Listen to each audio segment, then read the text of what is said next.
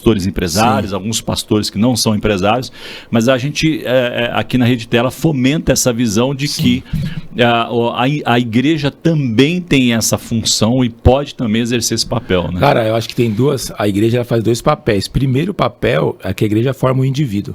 Uhum. Se nós temos mal negociadores, mal empresários, porque o indivíduo é mal, não é o negócio que é mal. O negócio é muito bom. E nem a cultura, né? Porque esse papo de que, aqui no Brasil... É verdade, é difícil, né?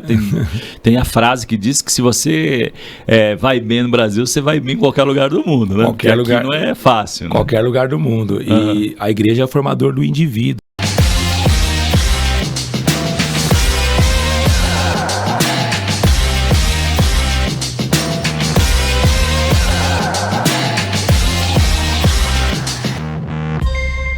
Bem-vindos a mais um podcast do Tela Negócios e Missões. Você já sabe, é onde a gente se encontra para falar de cosmovisão bíblica acerca do mundo dos negócios. É como o cristão faz negócios com uma lente ajustada do Espírito Santo, entendendo o favor do Senhor no seu negócio através dele. É como é que você administra o dinheiro de Deus. Super desafio, não é mesmo? Mas aqui a gente vai repercutir histórias que demonstram, né, como essa mordomia, como está conectando negócios e missões. E o convidado de hoje, o convidado especial, é um negócio que é a missão, né? Então, uma boa história aí para você pensar, para te provocar. Então, nós estamos muito felizes aí com todo o impacto, né, com que os podcasts, os episódios têm trazido para a comunidade de empresários cristãos e eu tenho certeza que esse aqui não vai ser diferente. Vamos nessa? Mas antes, deixa eu só pedir a gentileza de você nos ajudar, nos abençoar com o famoso 3Cs, né? Comente, curta e compartilha. Os algoritmos adoram isso, ajudam a história dos nossos convidados a ir muito longe e abençoar muitas vidas. Porque no final é isso que interessa, né? Que a gente possa expandir a palavra de Deus e o testemunho de vida que Deus tem feito através de nós. Combinado? Vamos nessa? Então deixa eu apresentar o convidado de hoje, Alexandro. Tudo bem, Ale? Tudo bem. Muito obrigado pelo convite. Vamos aí falar do reino, negócios, ministério. Muito bom. Deixa eu dar as devidas credenciais aqui do Ale. É Alexandro, né? Alexandro. É um nome grande, né? Imponente aí. Alexandro Claudino, ele é empresário, diretor dos Legendários, casado com... Acho que esse é o seu principal papel, né? Sim. Casado com a Roberta, pai do Lincoln e do Isaac, um adolescente e um homem já formado. Sim. Aí, abençoado. Hoje a gente vai repercutir, né, como já apresentei aqui, como diretor do Legendários. Se você não sabe ainda o que é o Legendários, você não só precisa saber, mas como precisa, e certamente é o nosso desejo, a nossa oração. Para isso também estamos aqui, que você seja um legendário, né? Eu, por exemplo, já fiz a minha inscrição. De tantos os amigos, os empresários, Edu, você precisa ir, você precisa estar lá. Mas a gente vai contar um pouquinho da história desse negócio, né, que se mistura com missão, chamado Legendários, e aonde, né, você pode pensar, você empresária, empreendedora que está nos assistindo, deve pensar, né? Então, para te ajudar aí a continuar com a gente, né? Pensar assim, então é papo de homem, é assunto de homem.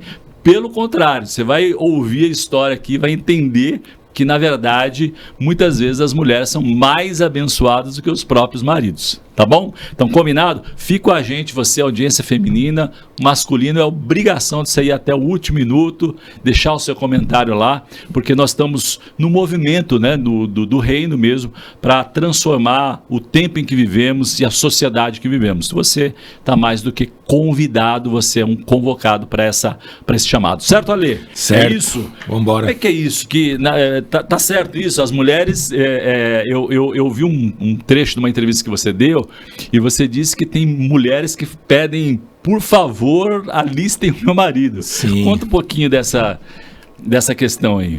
O movimento dos Legendários é um movimento que nasceu na Guatemala para...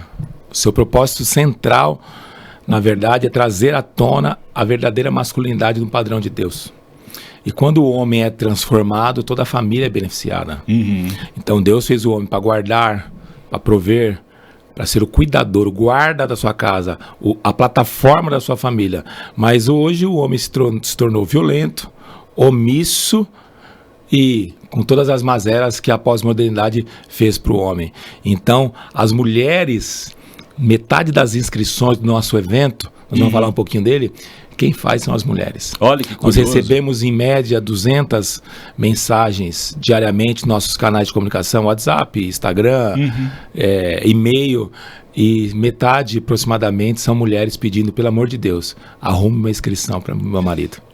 Reforma o meu marido. Reforma. Muitas delas implorando, com lágrimas, com súplicas tipo, meu marido foi embora, meu marido, descobri que ele tem vício de pornografia, meu marido tem uma amante, ele me adulterou e ele está indo embora, está destruindo nossa família. Grande parte com esse clamor. E estamos falando de cristãos, né? Cristãos. Somente cristãos. Então o Legendário... Não. O Legendário não é só para cristão. Não é só, mas prioritariamente o quem movimento é o movimento cristão.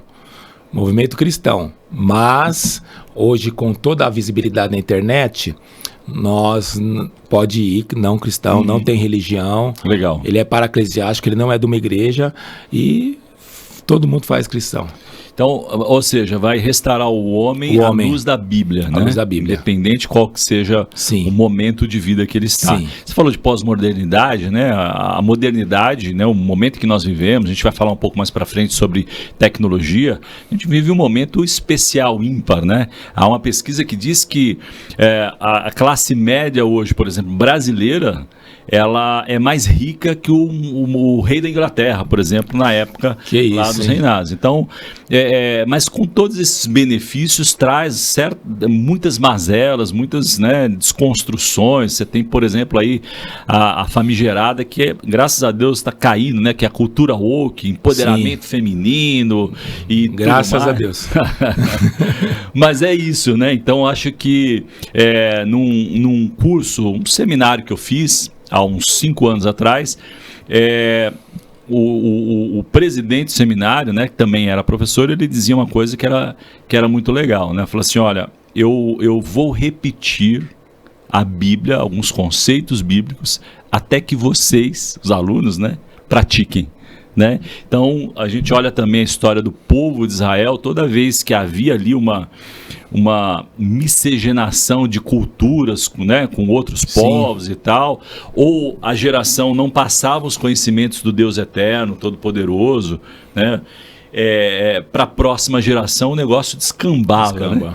Então tá aí o Tela, né? A Rede Tela é um desses ministérios, braços, um instituto, um desses braços para-eclesiásticos que ajuda a igreja no sentido de fazer com que o cristão pense, o empresário pense primeiramente como um cristão, né? E o fato de ser empresário é uma oportunidade que Deus deu para ele. Sim, eu acho que né, a figura central do homem, você falou de cultura, nós temos no berço da nossa civilização do Brasil e do Oriente a cultura judaico-cristã. Os formadores de cultura não são as mulheres, são os homens. Sim, porque a incumbência que Deus deixou para o homem. Sim, por que a pós-modernidade e todo esse progressismo ataca a figura masculina? Porque eles querem destruir, no fundo, na verdade, eles querem destruir os nossos valores. Sim, verdade. Então, e os homens, eles são os formadores de cultura. Se temos homens fracos, temos uma cultura fraca. Se temos uma cultura fraca, todos os nossos valores e tradições que são benéficas, as pessoas falam muito mal de tradição, mas tem muitas tradições boas. Bom, se você pensar, por exemplo, né, que Jesus disse, né, eu não vim para anular a lei, vim para cumprir. Jesus judeu. Sim. Né? A Bíblia foi escrita para os judeus, por judeus, para judeus. Quer ver um exemplo de uma boa tradição? Questão de tradição aí. Aliança. Aliança é uma tradição. Não é bíblico, aliança no dedo. Mas é uma boa tradição. Sem dúvida. A cultura diz o quê? Que o brasileiro, que se você vê um homem casado sem aliança, ele é o quê? Solteiro. Solteiro, casado. Casado sem aliança, sei lá, ele não está de boa intenção. Ele não é visto. Agora sim, por que usamos? Porque é uma boa tradição. Sim, é uma boa prática. É uma boa prática. Então, existem muitos... Inclusive da aparência do mal. Da aparência do mal.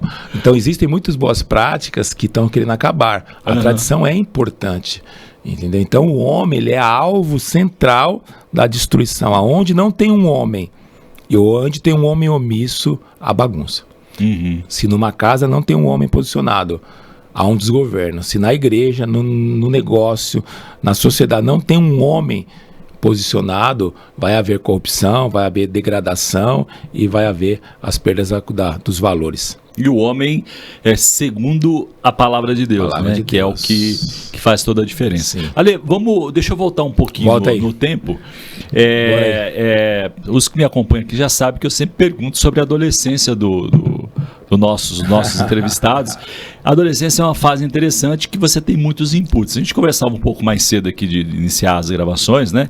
Questão de educação de filhos, Sim. etc. Tá. Então, a importância de, na adolescência, você receber os inputs certos, né? Que vai refletir na sua vida adulta e provavelmente para a vida toda. Como é que foi a sua adolescência? Conta um pouquinho da tua história, do teu testemunho, né? Para as pessoas entenderem um pouco mais o Ale e depois a gente entra mais aí profundamente no Legendários.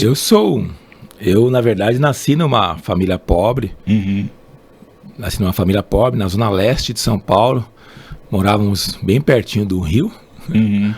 Meu pai, ele é um homem muito trabalhador, mas tinha um problema de alcoolismo na época. E ele nos ofereceu tudo aquilo que ele poderia nos oferecer. E sem Jesus, nossa família não era uma família religiosa. E então... Mas de princípios. Experimentei álcool muito cedo, 14 anos, era um costume familiar. Nas festas. Ali, 14 anos experimentei o álcool e assim foi. Muitos dos meus amigos viviam em comunidades. Então, na verdade, qual que seria o histórico? Pouca probabilidade de dar certo. Assim, pouquíssimas. Pobre. Eu até brinco, né? 3 P's, né? Pobre, preto e palmeirense. Como vai dar certo? Impossível.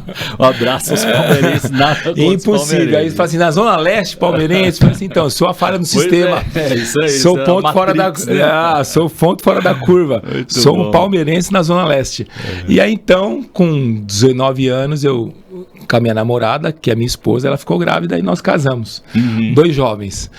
Sabíamos nada da vida e com 23 anos, nós estávamos separando. Eita. E aí, então, me convidaram para ir para uma igreja. Tem uma parada ali que vai resolver o teu casamento. O Deus que eu conheci era o Deus o Deus dos meus pais, que fiz primeira comunhão, tal, catecismo, mas Deus muito distante, tradição católica, né? Aquela coisa religiosa. Mas né? Deus não fazia sentido para mim. E aí, então, fui numa igreja evangélica, muito séria, graças a Deus me convidaram para uma igreja séria, uma igreja batista, e então me converti ali. Entreguei minha vida para Jesus, reconciliei com a minha esposa, e nesse momento de reconciliação, percebi que eu precisava mudar meu ciclo. Eu vi muitas famílias estruturadas, vi muitos homens... Cara, gostaria que minha família fosse igual deste homem. E comecei a ser acompanhado, discipulado por pessoas sérias. E eles foram me ensinando a Bíblia, fiz curso de casais. Na época eu me lembro, fiz o MMI.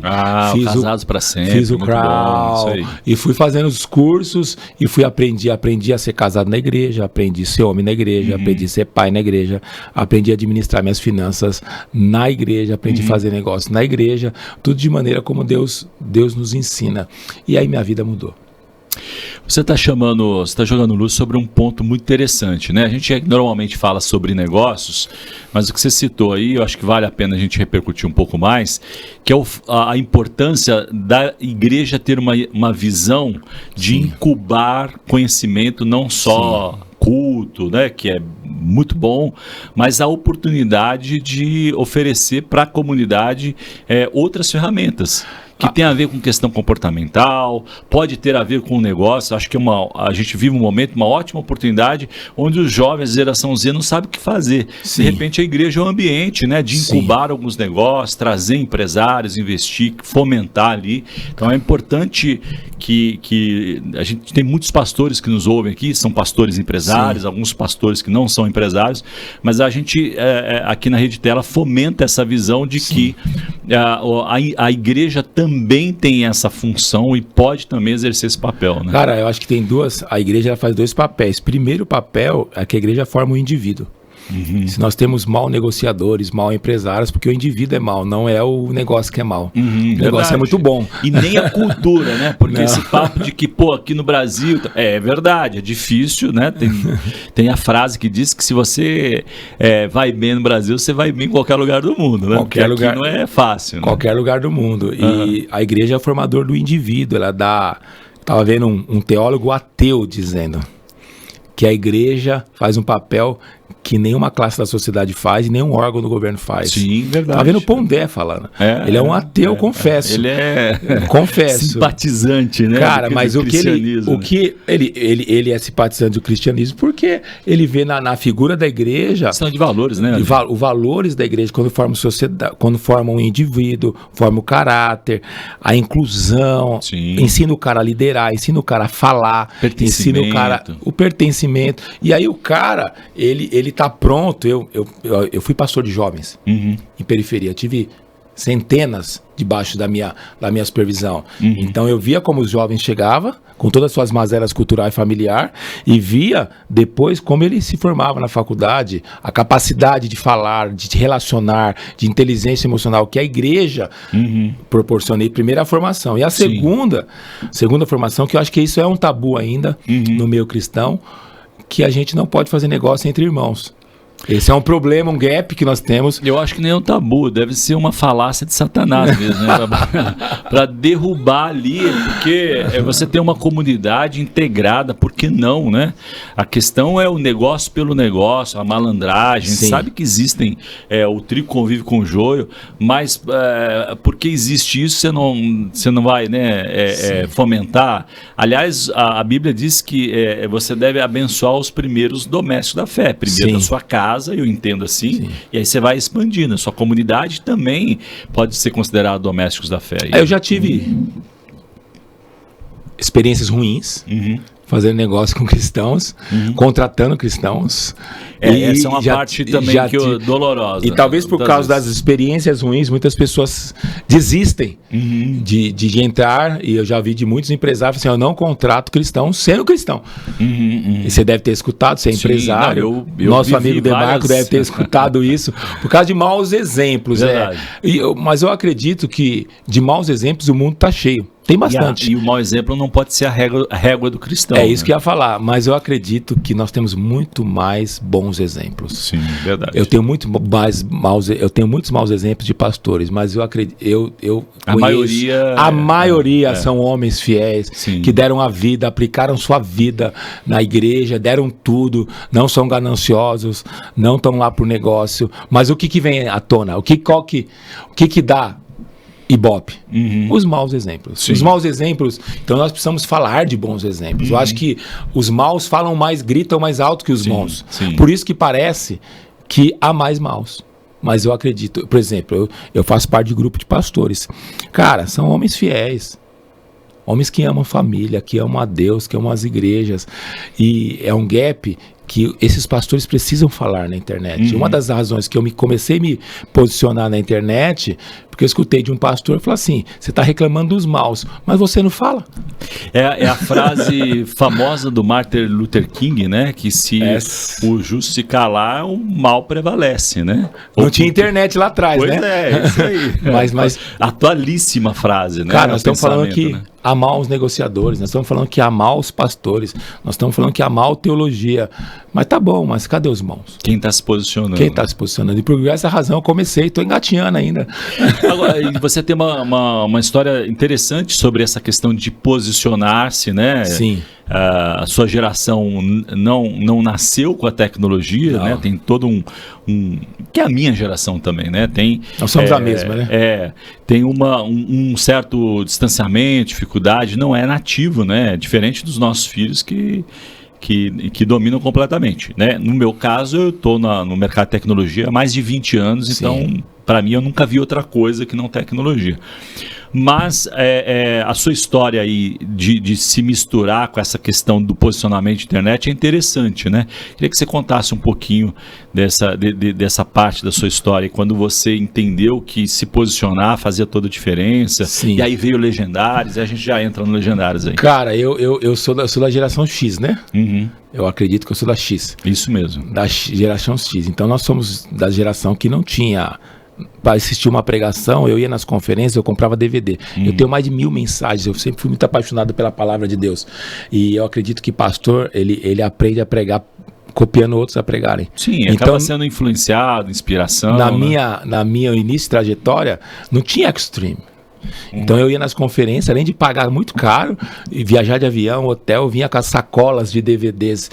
Minha esposa queria jogar fora, eu falei, não, isso aqui isso não tem mais valor. Eu falei assim, tem, isso aqui faz parte da minha história. Isso é verdade. Isso aqui me formou. E aí, memorial, né? Veio o Orkut. Eu era pastor de jovens. Eu pregava contra. Ah, é? Pregava contra o Orkut, as primeiras redes de relacionamento. Você chegava a falar que é do diabo, né? Cara, eu não falava que era do diabo, mas falava que não tinha nada que presta. Que não tinha nada que presta. E aí começou a era do Facebook, Instagram, comecei assim participar, mas bem discreto. Mas quando começou a pandemia, eu percebi que nós estávamos 15 anos atrasados. Perdeu o time. E quem estava preparado surfou e surfa até hoje. Então eu vejo pastores que, assim, com toda a humildade do mundo, cara, que ele tem milhares de seguidores, mas ele é um serviço para o evangelho na rede social. E aí, uma vez questionado, foi falar para um amigo, ele falou assim, então, cara, porque sabe que as pessoas ouvem ele? Porque o cara como você não posiciona, não tá falando. Então, que bom que tem o podcast do Tela aqui para e aí foi pro desafio. Então, a pandemia veio, aí a gente não tinha nada online, nós tínhamos stream na igreja, aí fomos comprar. O primeiro desafio, nós fomos comprar tudo na pandemia. Imagine, não quadriplicado tinha, quando achava. Quando achava, porque não tinha para vender. É verdade. E aí fomos comprar, e aí para pregar na tela, todo desafio, você ficava acanhado, era muito formal, e aí foi esse desafio, aí nós percebemos que nós estávamos errados, e quem estava certo é quem tinha se posicionado, e aí começou a nossa trajetória se posicionando de maneira, e hoje é muito mais difícil, os algoritmos são muito mais caros, os leads são mais caros, e quem começou antes está surfando. Eu vi um empreendedor falando, um empresário, Caio Carneiro, ele disse assim, foi uma palestra dele, ele disse o seguinte: as pessoas falam de posicionamento, aí ele mostrou os primeiros posts dele. Há 13 anos atrás ele começou, que tinha 3 curtidas, 4 curtidas, e ele mostrou hoje. E sabe o que ele disse? 13 anos atrás e hoje, todos os dias. Resiliência. Eu posto alguma coisa. Todos os dias. Sem se cansar, sem parar, perseverando. E aí tem um resultado, né? Sim. Tem um resultado. Eu pensei nisso. Agora, todo dia eu estou no desafio. É difícil postar todo dia. É difícil gerar conteúdo. E aí hoje, o que eu faço hoje? Eu tenho um dia da semana que eu me dedico a ser pastor da internet. Então eu vou pensar o que falar, aí eu contratei um cara para fazer minha mídia, ele me grava, e aí eu mando os cortes, falo assim, coloca isso aqui, esse mês nós vamos posicionar assim. E aí um dia que eu sou o pastor da internet. Legal. Que eu vou visão de reino, né, Ale? Estudar para me posicionar na internet, e tem dado resultado, graças a Deus. É porque é uma parte interessante, né? Importante que os pastores tenham essa visão de que você pode e deve, né, cuidar ali das ovelhas, tirar o carrapato, né, tratar, ensinar, mas o mundo está indo por água abaixo, né? Como você falou, tem muita gente que é detrator aí do evangelho, né? Tem uma discussão aí de pós-modernismo, né? Evangelho líquido, isso é bobagem, mas se os justos não falarem, né? Os injustos prevalecerem. E as suas ovelhas vão escutar outro, né? É isso aí. Se você não falar, porque você hoje não... As suas ovelhas, elas não têm só você de pastor. Eu sou de um tempo que meu pastor e minha igreja era só meu pastor e minha igreja. Eu não ia em outra. A gente não tinha essa prática. Era um outro momento. Mas hoje... Então hoje o desafio do pastor hoje se torna muito maior. Sim. Porque você tem que falar. Você fala, por exemplo, você pega uns caras que têm habilidade na internet, caras bons também, que ele pastoreia as suas ovelhas. E talvez você não tenha a habilidade que o cara tem, você não tem o conhecimento que o cara tem, e você não tem os números de inscritos que o cara tem. Então o cara tem muito mais credibilidade que você. Então hoje é um desafio, cara. Mas tem um versículo que resolve essa parada aí. Qual que é? Peça a Deus sabedoria que Ele dá a todos com generosidade, né? Muitas vezes, muitas vezes falta posicionamento e dependência do Senhor, né? Sim. A gente está falando de mídias sociais, né? O quanto que o Legendários não sei se você tem esse dado aqui, eu sei que é global, mas você deve ter dados aqui, pelo menos de São Paulo, que deve ser o maior do Brasil, né? Provavelmente. O quanto que você recebe de contatos, inscrições vindo de mídias sociais, ou eu sei que tem um boca a boca forte, né? Sim.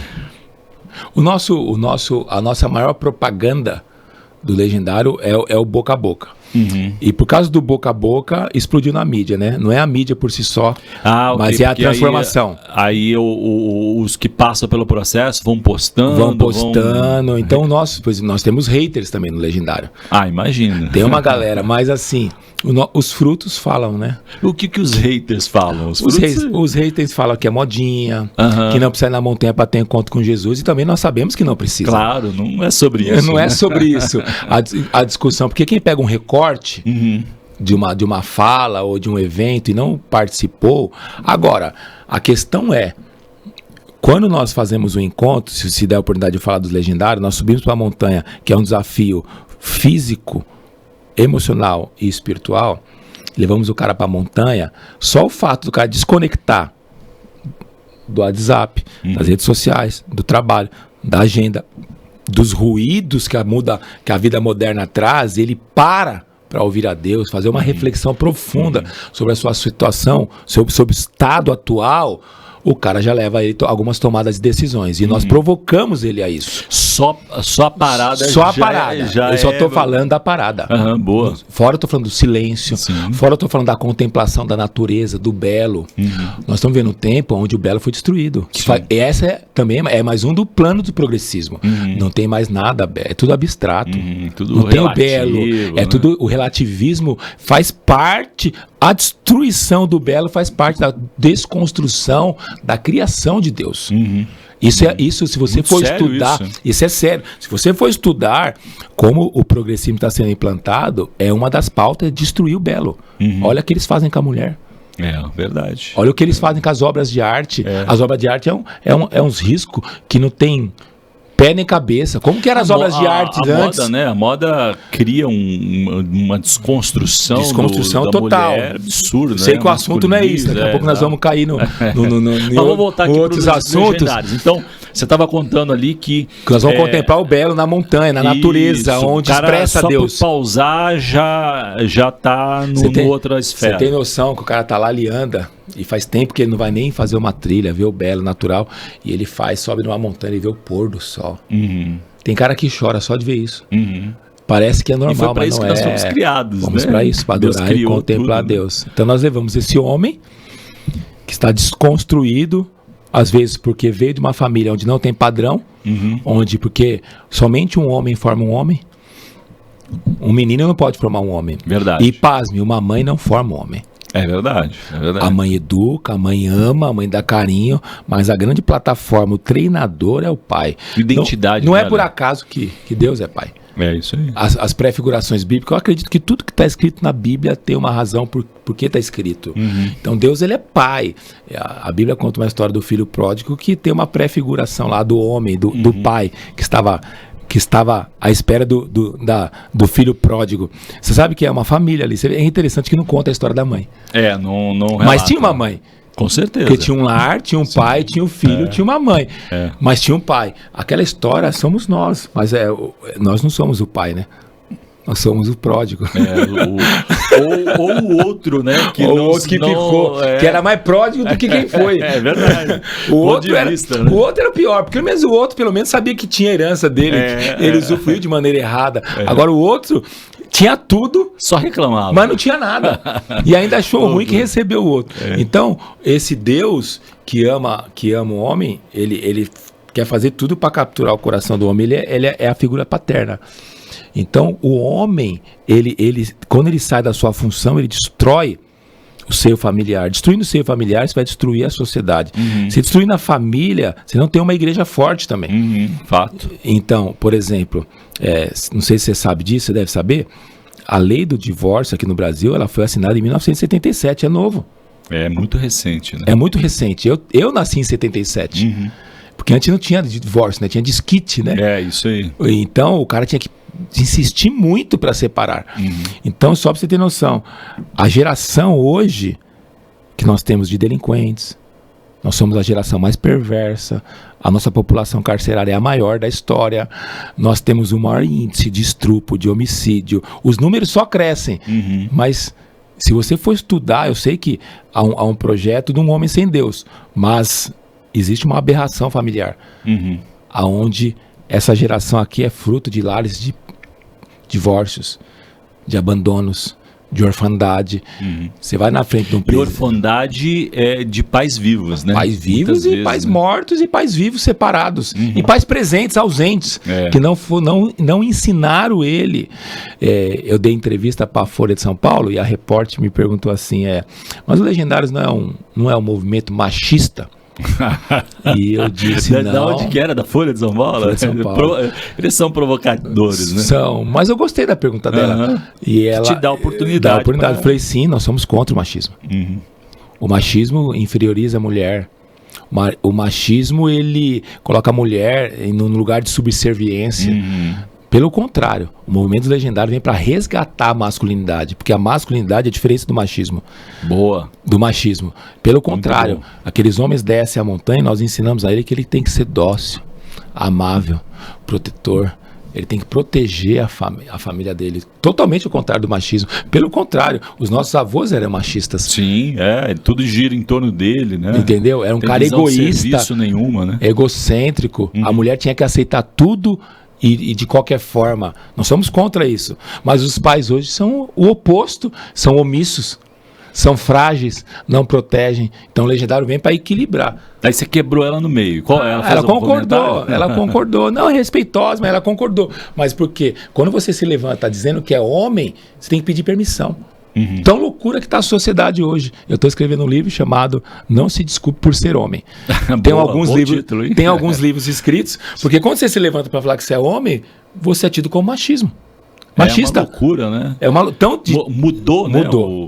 Inverteu a lógica aí da. E vou dizer para você, as mulheres estão clamando por homens.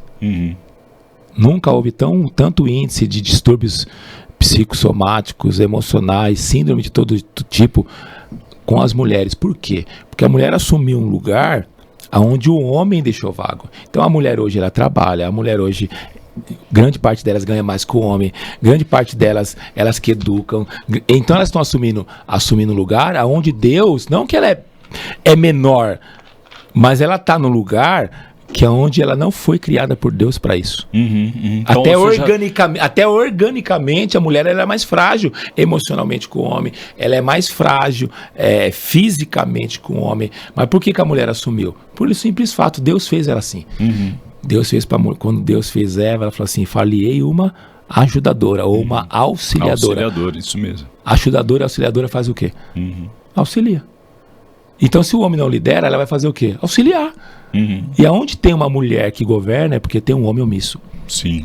Essa que é a grande verdade. E não tem a ver com personalidade, né? Não. Tem a ver com identidade. Identidade, né? O dom que deu para cada um. Agora, é um desafio pós-moderno. Como lideramos essas mulheres? Pois é. Porque as mulheres hoje são empoderadas. As mulheres hoje, e tudo que mulher põe a mão é excelente. As mulheres são muito capazes, e vou dizer mais, ousa dizer, elas são mais capazes que os homens. Elas têm perspicácia mais que os homens. Não sou machista, eu sou um réu, confesso. Eu falei que era pra vocês, mulheres, ficar pra gente até o final. Eu vejo na igreja, tudo que eu ponho na mão de mulher funciona. É verdade. Tudo que eu ponho na mão de homem, cara, se eu não tomar conta, é uma tragédia. Porque o homem é omisso, o homem é encostado, o homem, sim, ele faz de qualquer jeito, tudo tá bom. O grau de excelência Por que as mulheres sofrem tanto? Porque o grau de exigência não é que a sua mulher é chata, é que sua mulher é exigente. E todo homem que encontrou uma boa mulher, ele se tornou um cidadão melhor. Sem dúvida. Porque a mulher, quando Deus cria a mulher, isso é papel da mulher. Sim. Deus, quando cria a mulher, eu sei que o assunto não é esse, eu falo pra minha esposa que ela tem um dom de arrumar briga. Como é que é isso? Porque tem a dom da mulher. Quando o homem caiu, Deus fala pro homem assim, fala pro homem trabalhar, fala pra mulher que o prazer dela seria do homem, e Deus fala pra mulher assim, ó, você colocarei inimizade entre ti e a serpente. Ou seja, a semente da treta ali. A semente da treta tá com a mulher.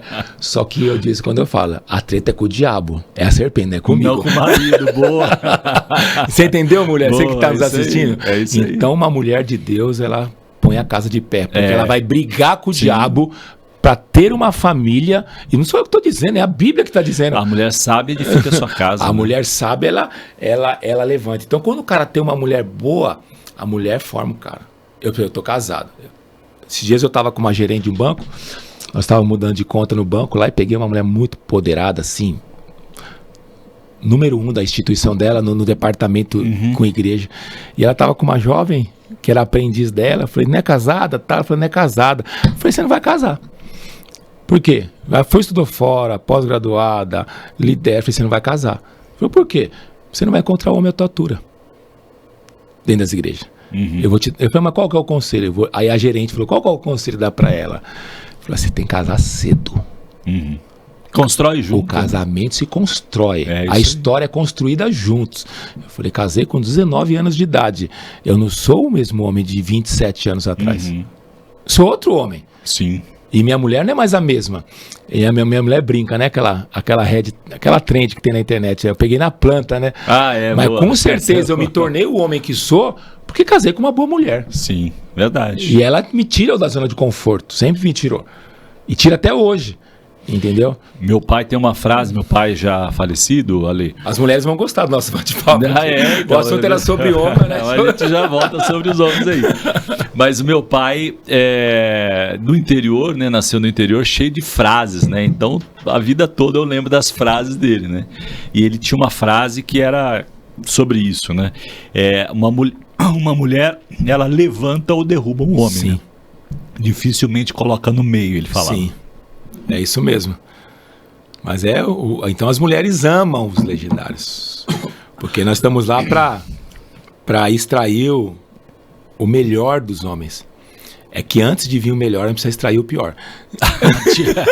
Tirar o veneno, né? Então, antes de vir à tona o nosso evento, o Movimento dos Legendários, é um movimento paraclesiástico. E dentro do movimento nós temos um evento. Nós levamos o homem a uma montanha para fazer um evento, um trekking radical de 72 horas. 3 dias. 3 dias, 72 horas. Ele vai dormir 3 noites lá. Que chama, é top porque é uma sigla que chama Trekking Outdoor Potencial. Então nós queremos extrair todo o potencial que tem no homem, só que ele não sabe. Ele não sabe. O homem tem um potencial que ele não imagina. O homem tem uma capacidade de criar enorme. O homem tem uma capacidade de resiliência, força que ele não sabe, porque ele não usa. Então, quando Deus fez o homem e falou assim, ó, guarde, lidere a terra, porque a terra era dura. Precisava de um homem forte. E essa força está dentro de nós. Está incubada, porque nós fomos castrados por criação, castrados por ideologia. A modernidade, inclusive. Castrado pela modernidade e castrado porque nos ensinaram. Coisas que nós deveríamos saber e não sabíamos. Então, quando eu fui naquela montanha e desci, eu falei, cara, se eu posso com isso, eu posso com qualquer coisa. Pus até a foto da minha mulher, falei assim, posso até com você. Mas conta um pouquinho mais. Então, no primeiro dia, não sei se você pode contar. Vou falar o que eu posso, o que eu não posso, eu não falo. Porque tem todo uma... Tá aqui nosso amigo aqui pra me orientar o que eu posso e o que eu não posso. E faz parte aí do business. Não é um segredo. Assim, né? Não é um segredo as 7 chaves, não é um segredo. Mas é uma experiência. Você gosta de série? Sim. Se eu te contar o último capítulo da série, eu vou estar te ajudando ou te atrapalhando? Atrapalhando, né? É a mesma coisa lá. Spoiler eu não posso dar spoiler, eu vou estar te atrapalhando sua experiência. É só por causa disso que a gente não conta. Não tem nada, nenhum segredo, não é uma seita oculta, nada disso. Então, pro empresário que estiver nos ouvindo aí, são 3 dias subindo a montanha, tá minimamente em forma ou acaba ficando na subida, né? Como é que é isso? Cara, são 3 dias onde ele vai participar de um trekking, um desafio físico, e todo desafio físico, quem está mais preparado vai passar melhor, mas o desafio não é só físico, é um desafio emocional, nós vamos mexer com a emoção do cara, e espiritual. Hoje, independente se você é crente que nos ouve, se você é cristão, se você não é cristão, até as grandes corporações, eles estão... Antigamente era só o QI, né? Depois era a inteligência emocional, agora tem a inteligência espiritual. Todos assumem que a espiritualidade ela é benéfica para o conteúdo do indivíduo. Então é esse desafio. E aí ele vai... Quem está mal preparado... ele vai sofrer como todo desafio físico. Se ele participar de uma corrida, de um jogo de futebol, ele não vai ter a performance tão boa. Mas não é só físico. Mas pode ir. Ele vai ser analisado previamente, quando ele faz a inscrição, você vai preencher uma ficha, onde vai fazer uma anamnese, e alguém vai analisar se ele pode ou não subir. Então existe aí minimamente uma triagem aí para garantir também a integridade. Sim. Que tudo corra bem, né? Porque nós vamos estar num ambiente hostil, numa montanha. Por exemplo, uma pessoa que tem problemas cardíacos, nós não aconselhamos a subir. Porque ele tem um problema cardíaco. Uma pessoa que tem, por exemplo, obesidade mórbida, ele vai ter muita dificuldade de subir. Entendeu? Então é analisado. Porque nós não estamos numa cidade. Então, se der um problema, nós estamos dentro de uma selva. Então, até para proteger a integridade dele, tem casos que a gente não deixa subir. Ale, e falando um pouquinho de modelo de negócio, se é que a gente pode dizer assim, porque no final do dia é um ministério, não sei se vocês chamam assim, instituto, enfim, mas existe um modelo de negócio por trás que é super vencedor, né? Porque você tem uma demanda maior do que a possibilidade. Como é que o que você acha, né? Até se você puder compartilhar números, no sentido de qual é o tamanho hoje do movimento, ou do negócio no mundo, no Brasil. Conta um pouquinho pra gente. Hoje o Movimentos Legendários, ele nasceu em 2015 na Guatemala com 109 homens, o nosso líder global e fundador. 9 anos, né? Vai fazer 10 agora, né? 10, em 2015. É o pastor Chep Putso, ele era da Guatemala e hoje ele está na Flórida, onde que é a global. Hoje o Movimentos Legendários está chegando quase em 20 países. Semana passada, não essa semana, porque o movimento começa na quinta, então todas as sedes, tem bastante sede, está fazendo hoje. Semana passada, nós estávamos em 96 mil legendários passados. Você se torna um legendário quando você passa o desafio da montanha.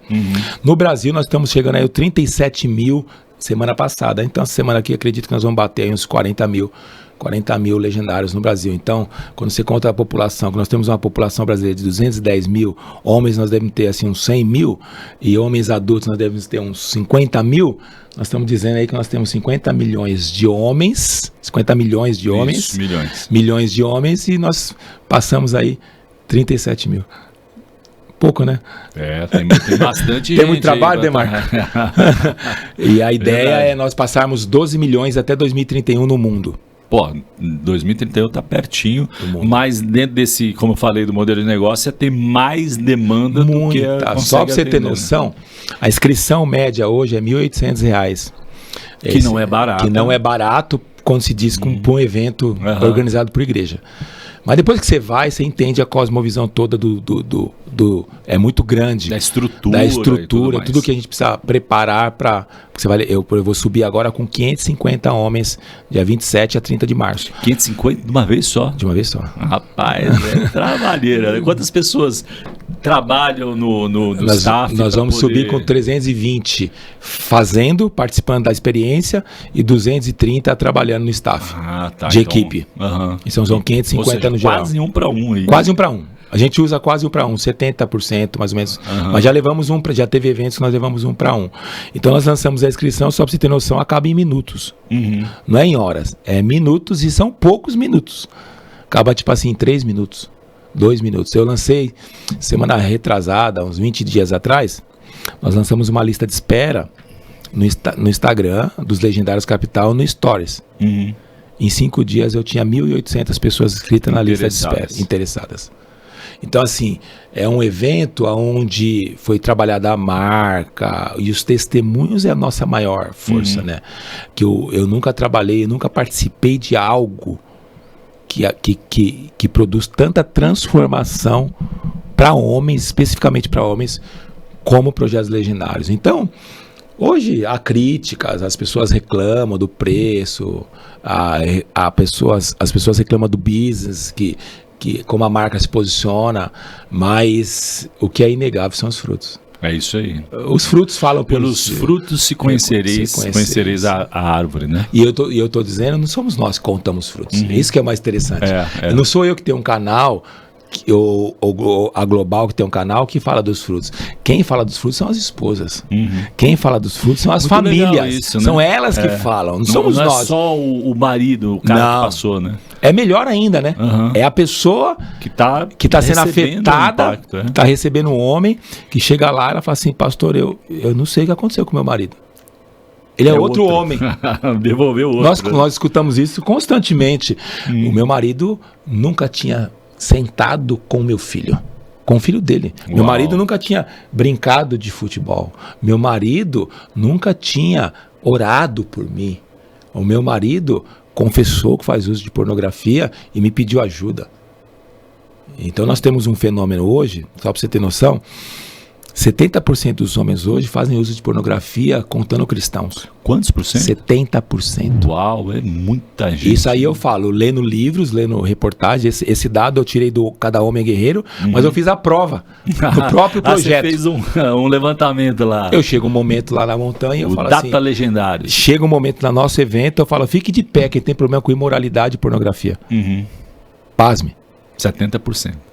60% a 70% fica de pé. Então, assim, eu ouço testemunhos assim, ó. Eu frequento casa de swing. Eu ouço testemunhos assim, ó. Eu conheci a pornografia porque quando tinha 15 anos de idade, o meu pai fez um rito de iniciação sexual e me levou para uma casa de prostituição. Que era muito comum nas gerações passadas. Que era muito comum, que ser homem era ter relação sexual com alguma mulher. Então, e até hoje eu tô viciado, já se fazem 30 anos. Eu escuto esse tipo de coisa. Conseguiu se libertar mesmo conhecendo Jesus. Mesmo conhecendo Jesus. Então, e a pornografia, ela é a droga mais consumida hoje. Não é a cocaína, não é o álcool. Mais rentável do que qualquer outro, de game, cinema, né? Os aplicativos de relacionamento com cunho sexual valem mais que aplicativo de games. Que games também é outro nicho que é bilionário. Então, a pornografia hoje é o mal que nós precisamos encarar de frente. Que faz parte do universo mais masculino, e não é só masculino, feminino também. Eu acho que o homem é mais afetado porque o homem é mais visual. Sim. Entendeu? Então, e a pornografia tem um outro problema na pornografia. Ninguém para na pornografia. A pornografia é o rito de iniciação, é a porta de entrada para todo tipo de aberração imoral. Do tipo prostituição, do tipo zoofilia, do tipo pedofilia. Uau. Todo pedófilo e todo imoral, todo estrupador, ele teve o rito na pornografia. Assim como o rito drogas, de iniciação. Tem uma progressão ali, né? Assim como as drogas, todo gatilho de droga é o álcool. Sim. Ninguém chegou usando crack, cheguei usando crack hoje, não. A droga é o gatilho de iniciação. Assim como toda a imoralidade e toda a perversidade moral se dá início na pornografia. Nas drogas, o cara, vou fumar um baseado aqui com a galera pra curtir o movimento, daqui a pouco o cara tá enfiado na cocaína, no crack, né? E imagino que no caso da pornografia mesmo, deixa eu dar só uma olhadinha aqui. Sim. Ninguém tá vendo, né? Ninguém tá vendo. E a pornografia, ela tem um problema. O cara que faz uso da pornografia, porque acontece um sofisma, né? Paulo fala, né? O sofisma é aquela mentira que é travestida de verdade. Qual que é o sofisma da pornografia? É o pai da mentira. O diabo é o pai da mentira, né? Que é a distorção da verdade, né? E qual que é a mentira da pornografia? Eu uso, não faço mal pra ninguém e só faço mal pra mim. Então essa que é a mentira. Essa é a mentira do cara. Sim. E o que acontece quando o homem casado faz uso de pornografia? Primeiro, ele nunca vai ter uma relação sexual da maneira como Deus fez, que é a base do amor, com a esposa dele. Porque a esposa dele é a esposa, é a guerreira, que tem as marcas da vida. Sim. E lá é um cenário que ele sabe, mas o cérebro dele não sabe. Não sabe O cérebro dele não consegue reconhecer, não faz essa identificar. distinção, né? A descarga de dopamina que há quando o cara faz uso de pornografia vai deixar ele viciado naquilo, e ele só vai funcionar para ter prazer na plenitude sexual se ele fizer colocar aquele olho na tela. Eu já acompanhei homens que ele não conseguia ter relação sexual com a esposa, porque o pênis dele não ficava ereto. Que loucura. Com a esposa. Por quê? Porque a referência dele era a pornografia. aberração. O cérebro dele foi condicionado só com aquilo. Ali a pornografia, o vídeo era o ponto de partida. Outros homens que eu já acompanhei tinham o quê? Tinha ejaculação precoce. Que é um fenômeno que acontece com quem tem prática de pornografia. E aí ele não consegue dar prazer para o casamento. Porque ele não consegue dar prazer, ele não tem. Entendeu? Não, e um casamento sem uma questão sexual bem resolvida é uma destruição total, né? Quando eu tenho a oportunidade, né, não só de aconselhar empresários, mas às vezes junto com a minha esposa, que é psicóloga cognitiva. Minha esposa, né, também. Minha esposa é terapeuta familiar também. Muito bom. E sexóloga também. E aí, no começo, né, você tá ali, então, disposto, aberto para ouvir a história, né, perguntando ali para Deus, né, e aí, Senhor, qual que é a direção que o Senhor traz? Mas ao longo dos anos, Ale, a gente combinou, eu e ela, que a primeira pergunta que a gente vai fazer é: como é que está a relação sexual de vocês? Porque se tiver ruim, tudo vai estar ruim. É um reflexo, né? E aí você vai ver. É um reflexo. Muitas vezes é um reflexo e a causa é outras coisas. Mas a relação sexual, ela tão, né? A Bíblia diz, né? Imaculado seja o seu leito e tudo mais. Mas ali é onde acontece aquilo que a Bíblia coloca que a gente não consegue explicar fisicamente, né? Pela física, né? O dois viram um, né? É algo tão especial que Jesus se coloca nessa posição, né? De noivo a noiva. A relação sexual, a intimidade sexual é tão importante que eu sei que muitos cristãos não são adeptos a Freud, né? Freud, ele fala que o sexo forma o homem, o indivíduo. Ele enxerga muitas áreas a ponto de vista sexual. Então o sexo é muito importante. Por isso que o diabo pegou o sexo e distorceu. E o sexo eu acredito que é o termômetro do casamento, né? Da saúde do casamento. Por exemplo, uma mulher, eu sempre falo para os homens, uma mulher que não tem segurança no homem, porque o sexo para o homem é uma coisa e para a mulher é outra. Sim, verdade. Isso, e é importante ter essa clareza, Tem que ter essa clareza. E se não tem, a gente está aqui também para fazer esse serviço. Se sua mulher não tem admiração, segurança e confiança em você, jamais ela vai se entregar de corpo e alma na hora da intimidade sexual. Então, a mulher, ela precisa admirar o homem. É necessidade. Não é porque ela é chata. É constituição, né? Como Deus a constituiu mesmo, né? Aí eu dou uma dica para os homens, né? Ele fala assim: pastor, minha mulher não me ouve, eu não tenho segurança na minha casa, minha mulher não me respeita. Eu falo: vou te dar uma dica então. Então você vai acordar 3 horas da manhã. Escute aí, você que é homem. Você vai acordar 3 horas da manhã, você vai pôr uma música e você vai começar a orar. Pastor, o que tem a ver com sexo isso? Eu falei: calma. Eu sei que Jesus mandou você entrar no quarto e fechar a porta. Mas eu tô te dizendo para você abrir a porta, para que sua mulher ouça e veja você orando e buscando a Deus. Não de forma religiosa, de forma sincera. Sim. Pede uma direção para Deus, ore para tua família, pelos teus negócios, pelo teu filho. Primeira noite, ela vai estranhar, vai achar que você tá doente, vai até pôr a mão para você estar com febre. Acordando nessa hora, tá tudo bem? Que esse homem, passados os dias, sabe o que vai acontecer? Ela vai acordar cedo, vai ligar para amiga dela e falar assim: amiga, você não sabe, meu marido é homem de Deus. Eu vi ele em lágrimas chorando pela nossa casa. O que vai acontecer com aquela mulher? Quando aquele homem falar, segurança, né? Ela vai falar assim: cara, admiração. Pode tomar decisão. Você é um cara que ouve a Deus. Por que o homem perdeu a autoridade? Quando Deus, a Trindade lá, Jesus, Pai, Filho, Pai e o Espírito Santo fez o homem, falou: façamos o homem a nossa imagem. Isso. A imagem e semelhança. de semelhança. Por que o homem perdeu a autoridade? Porque o homem perdeu a imagem. Se você está numa rodovia com a sua família, você tem filhos? Sim, tenho 2 filhos adolescentes. Você está lá com a sua esposa viajando de madrugada e um homem para no meio da estrada de madrugada, no escuro, e manda você parar o carro. Você pararia? Que pergunta, né? É óbvio que não. Por que você não pararia? Jamais. Você vai colocar a integridade física da sua família em risco? Mais à frente, 2 quilômetros à frente, um guarda rodoviário manda você parar. Você pararia? Pararia. Por que você pararia? Autoridade. Mas por que você viu que ele era autoridade? Porque ele deve ter alguma identificação, né? Aparência. Né? A farda te mostra a ele que ele é uma autoridade. A imagem dele. Você parou porque ele tem autoridade. Isso, né? Por que o homem perdeu a autoridade? Porque ele perdeu a imagem. O que dá autoridade? Por que você parou pro guarda? Porque a farda dele constitui dele uma imagem. E a imagem diz que ele tem uma autoridade. Por que o homem perdeu a autoridade? Porque o homem perdeu a imagem. Perdeu a imagem de Deus. Por isso que Deus, quando fez o homem, falou assim: o homem tem que ser a nossa imagem. E o homem perdeu a imagem. O pecado fez que o homem perdesse a imagem de Deus. O homem precisa ser redimido por Jesus. Então o empresário, ele precisa ter imagem. O pastor precisa ter imagem. O pai de família, ele precisa ter imagem. Porque se ele tiver imagem, ele tem autoridade. Se ele tem autoridade, a família e a esposa confiará nele. Sim, muito bom isso. No final a gente está falando bastante sobre família, né? Mas esse também é o público-alvo do Legendários, né? Sim.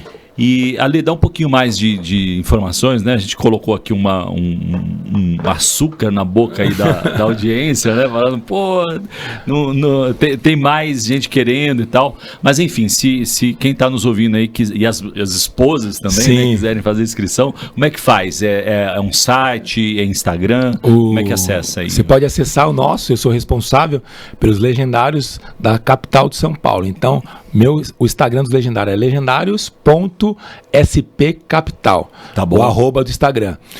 O meu arroba é Alexandro, como se fosse Alexandre, mas Alexandro _ Claudino. E lá no Instagram tem todas as informações, tem uma equipe que vai responder suas perguntas. E o nacional? O nacional é Legendários Brasil.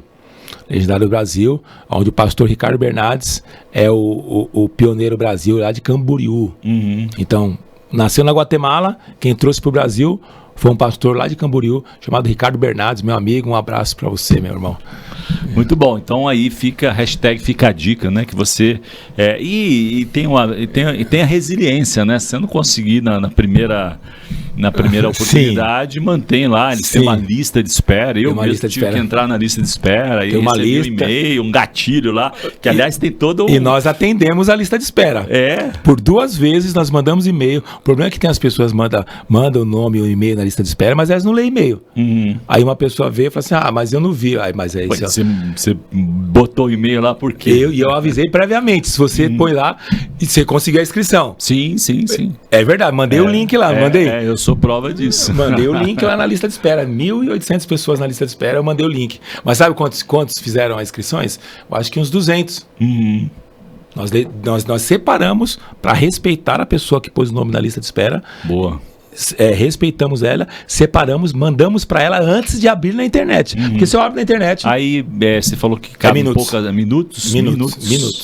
Então você também pode ir conhecer o Legendário até para modelar o negócio deles. Que negócio é esse? Que tem lista de espera, acaba em minutos, né? Quem sabe também você volte ali ou desça da montanha com alguma inspiração para o negócio. Sim, também. Você vê como que você está falando de negócio. Porque tempo para pensar vai ter, né? Você está falando de negócio. Ontem eu fui convidado para almoçar com um amigo do irmão da igreja, e nós fomos num restaurante desde 1914. Uau. O Rei do Filé. Sim, já famoso. Foi? Lá na Praça da República. Lá na Praça da República. Isso. Eu não conhecia. E eu fiquei mais abismado. O que eles ofereciam? A única coisa que eles estão fazendo propaganda de graça. Eu fiquei contra filé, né? Não, é o filé mignon. A única carne que eles trabalham é o filé mignon. Eu falei, você não tem outra? Eu falei, não, é só filé mignon. De todo jeito. As pessoas vêm aqui de fora do Brasil para comer esse. E eu disse para eles assim, quem já veio aqui? Tinha um garçom lá que ele trabalhava há 51 anos lá. Uau. E eu falei, quem já veio aqui? Sabe o que ele falou para mim? Eu vou te falar quem não veio. o Roberto Carlos e o Renato Aragão. O resto todos vieram. Caramba. Tipo assim, a Dona Irã Barbosa compôs a música Trem das Onze sentado na mesa do Olha rei do filé. Isso, que assim, tem umas curiosidade, histórias assim, bacana. tem umas histórias muito interessantes. Então, por que eu tô citando esse restaurante? Porque às vezes o simples funciona. Sem dúvida. A única o básico coisa bem feito, né? Bem feito e fazer a mesma coisa, às vezes, porque nós estamos na era da inovação e as pessoas querem inovar a troco de inovar. Sim. Não estou dizendo que não tem que inovar. Sim, mas eu estou dizendo que não é moda, né? Não a é Bic trend, não, né? a Bic não inovou. O palito de dente não inovou. O Bombril não inovou. A Maisena não inovou. Então, não é inovar por inovar. Agora, tem coisas que o simples bem feito funciona. O legendário, vou dizer para você, é coisa simples. É o básico bem feito. Vai falar o que Deus falou. E funciona. Que bom, que bom. Então você está aí mais do que convidado, convocado. Você falou de inovação, né? Levantou uma bola aí da tecnologia. Sim. Conta um pouquinho, você é sócio de uma fintech, né? Sou sócio de uma fintech de investimento chamado PMI Invest, e nós temos também um banco digital chamado PMI Bank. Um banco digital. Nasceu qual é o nicho? Tem algum nicho específico? Para quem quer rentabilizar o dinheiro. Esse é o nicho. Nós rentabilizamos um pouquinho acima do mercado, porque nós somos uma fintech, um grupo pequeno, nós somos uns 3 sócios, e tudo nasceu porque eu estava aprendendo a rentabilizar o meu dinheiro na bolsa, investindo, conheci outros mercados, conheci mercado internacional, conheci mercado asiático, mercado de Londres, e aí nasceu, e junto com a tecnologia, todo o nosso investimento é através de robô com inteligência artificial, nada manual. Tudo com tecnologia. Olha a inteligência artificial aí fazendo a diferença. Tudo com tecnologia.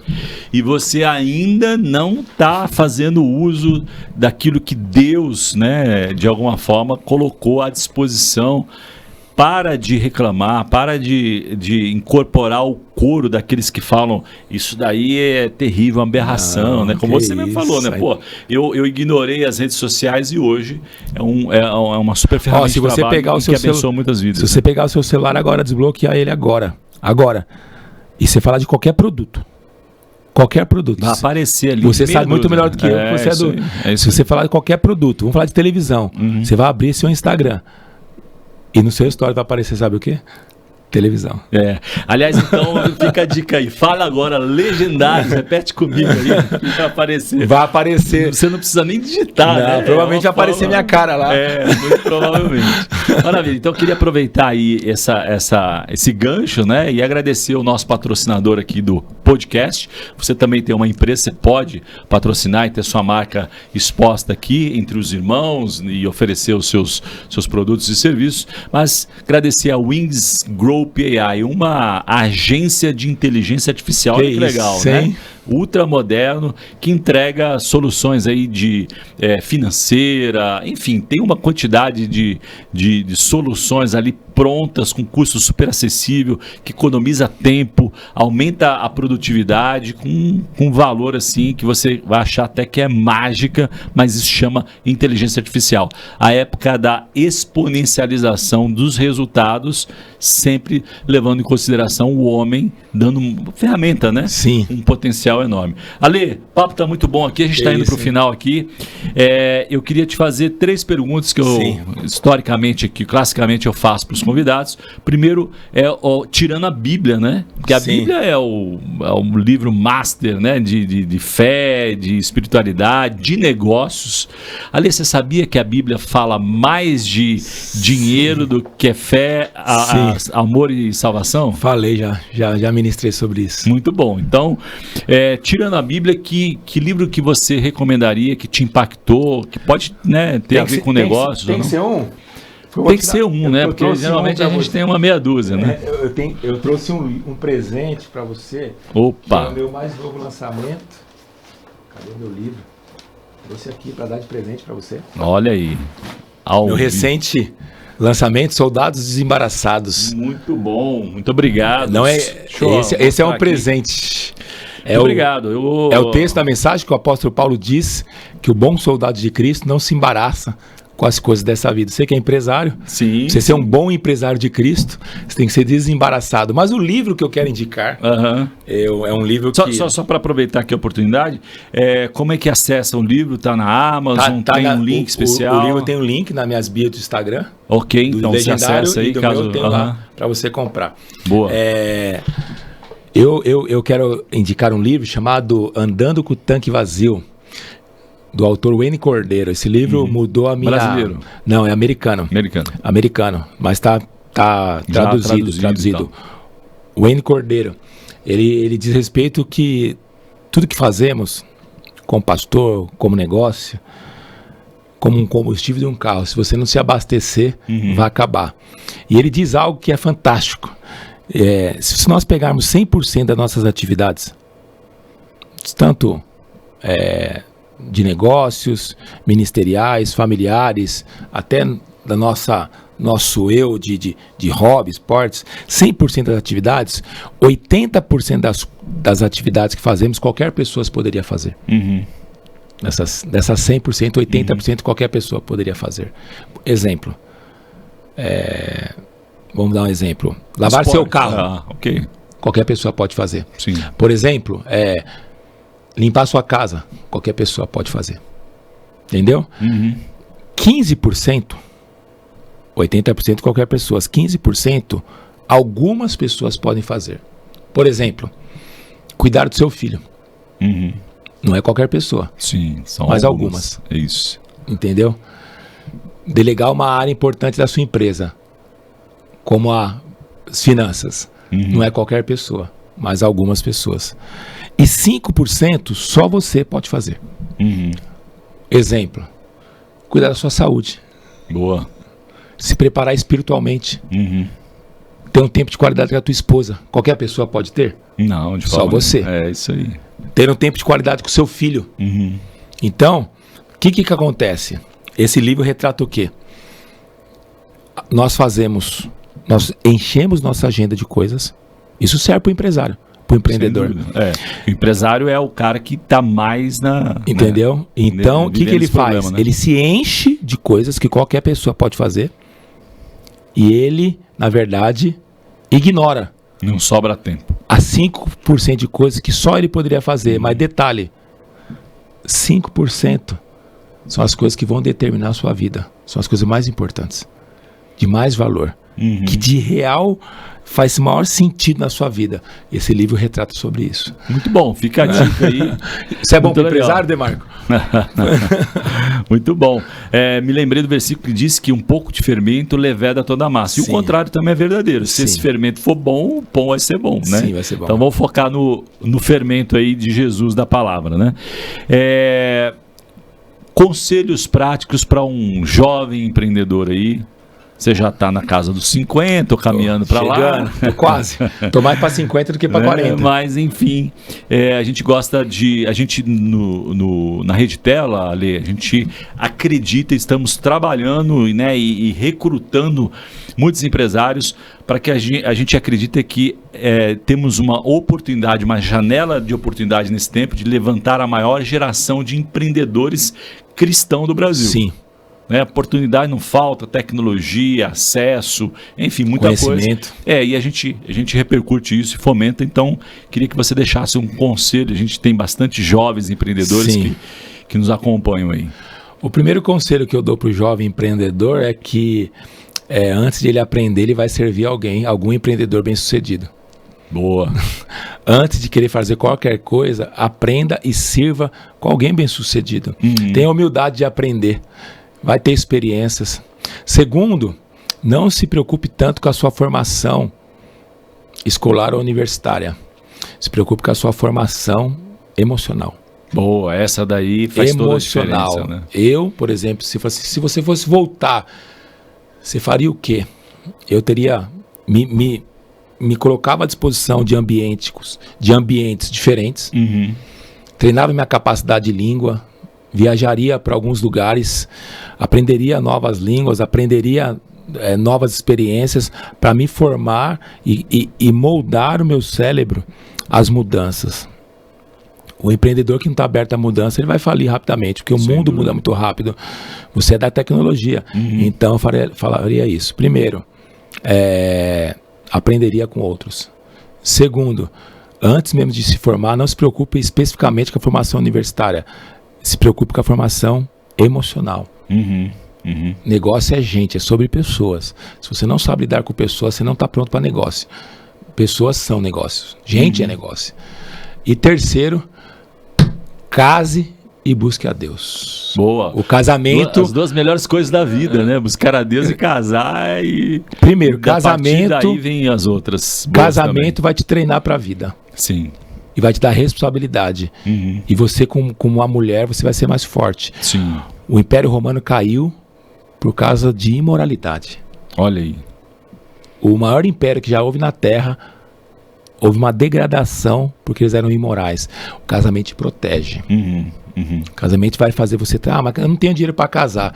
Mas provavelmente você não vai prosperar na sua totalidade se você não casar. Porque solteiro você é presa fácil. Solteiro você é um perigo. Sou um bom testemunho. A minha vida é antes e depois do casamento. Completamente diferente. A gente falou de jovem empreendedor aqui. Vocês não pensaram lá no Legendários de ter uma edição Younger? Assim, eu sei que tem, aliás, já dado importante, acima de 18 anos, tá bom? Tem questão de responsabilidade civil, uma série de coisas. Então, imagino que os adolescentes, porque existe aí, eu acho que né, pegando esse gancho, quando a gente pensa em geração Z, né, e a discussão é sempre, a repercussão é sempre o quanto que ela está comprometida com valores, eu creio que o Legendário pode muito ajudar. A gente, assim como a gente aqui na Rede Tela, né, tem falado aos jovens empreendedores para exercitar a fé. Você é empreendedor, você é empresário, sabe que nada exercita mais a fé do que negócios, né? É dia, noite, de madrugada. Mais no Brasil. Ainda mais no Brasil. Mas voltando aqui aos Legendários, existe já uma versão... Já tem desenhada uma versão para jovens, porque o desafio do homem solteiro é diferente do desafio do homem casado. Total. E então já tem, e do mais novo também é diferente do que não casou, né? Porque o cara de 18 anos, ele não é nem jovem, é um adolescente, né? Aliás, a neurociência diz que a adolescência vai até os 22, 23 anos. 23 anos, alguns com 24. Hoje tá meio retardado, né? Porque tem até 30. Retardado. Não, mas aí é uma disfunção. Né? Retardo, né? Tem retardo, né? Ele tá meio retardatário. Retardatário. Né? Mas já tem.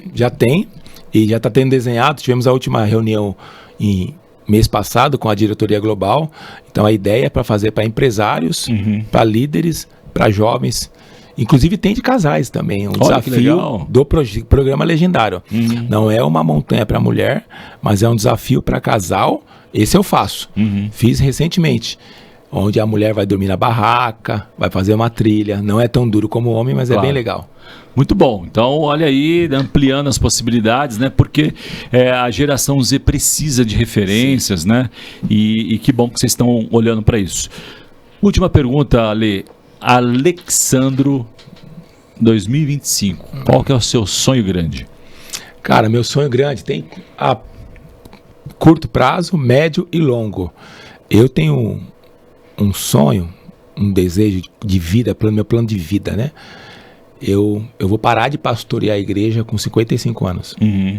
Não vou pastorear mais igreja. Não é que eu vou deixar de fazer a obra. Vou deixar de pastorear a igreja local. A igreja local custa muito. Então, minha aposentadoria de pastor local é com 55 anos.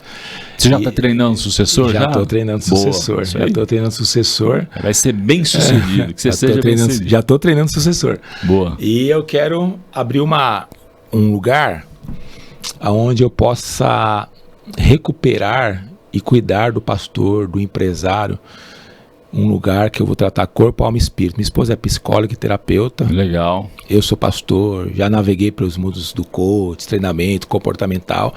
E estou fazendo agora minha pós-graduação de terapia familiar. E nós queremos ter um lugar de restauração. Por exemplo, qual é o seu nome? Eduardo. O Eduardo ele tem um problema conjugal. Que faz parte da vida. A vida é ao vivo. E aí você chega para mim, olha, tô legal, tô mal. Eu falei, Eduardo, vem aqui para minha casa. Então vai ser uma casa... que vai ser restauração, uma casa grande, num condomínio, no interior, para restaurar o indivíduo. Porque o que acontece, a vida ministerial, ela é muito dura. Sim. E poucos completam a carreira.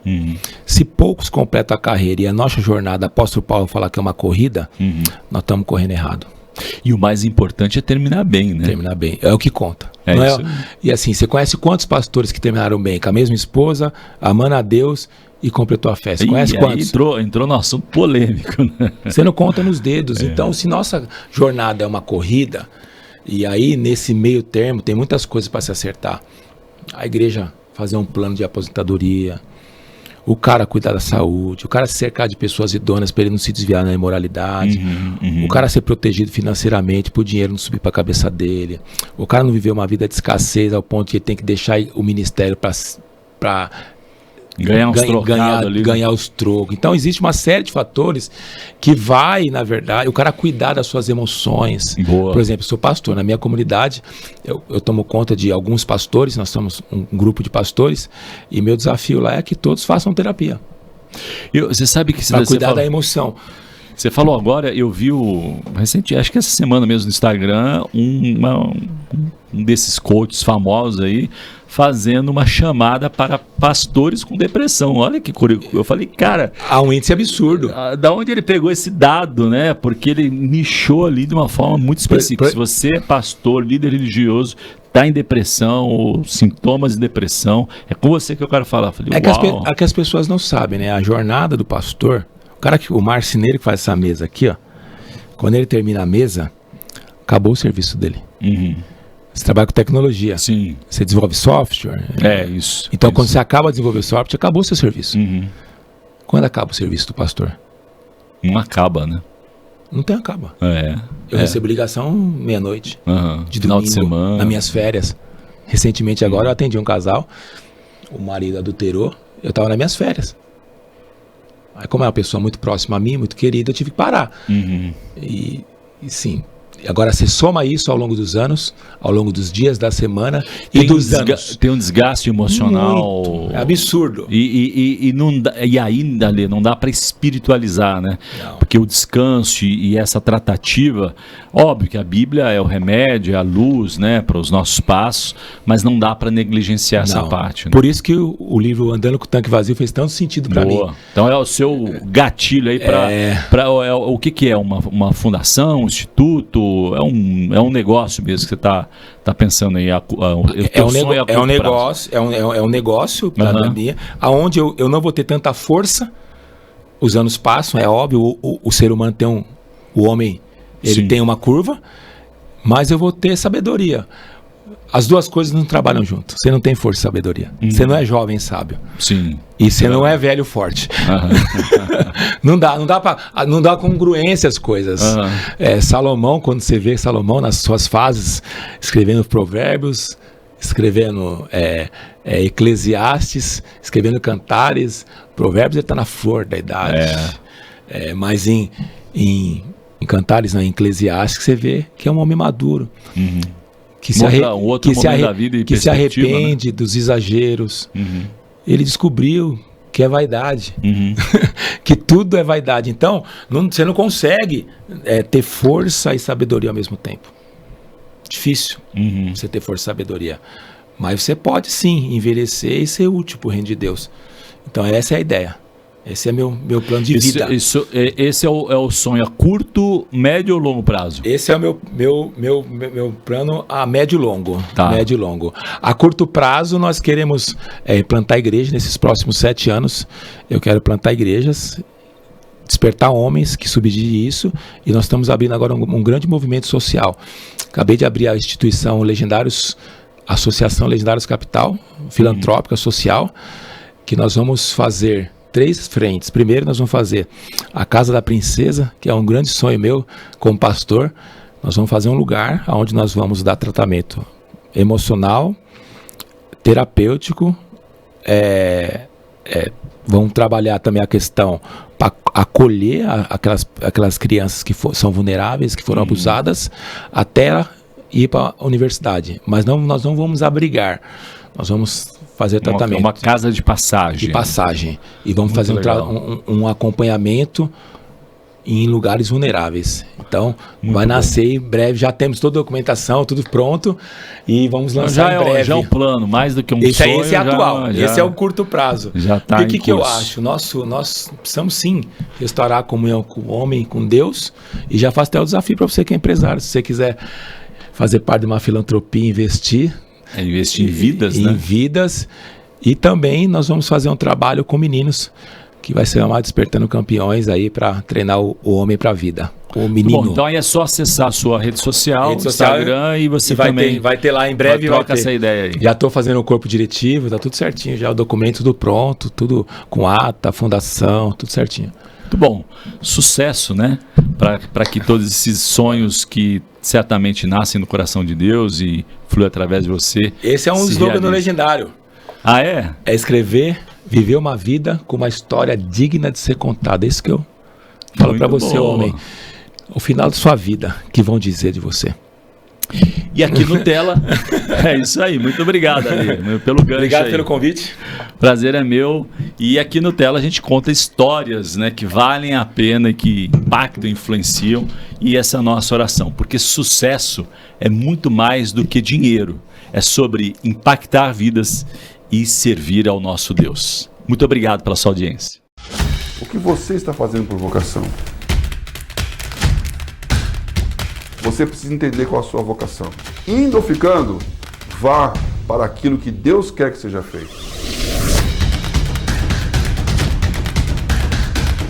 Você não vai ficar rico porque teve uma boa ideia simplesmente. Você vai ficar rico porque tem um propósito.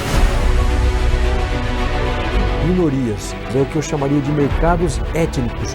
Agronegócio, água, tecnologia, globalização.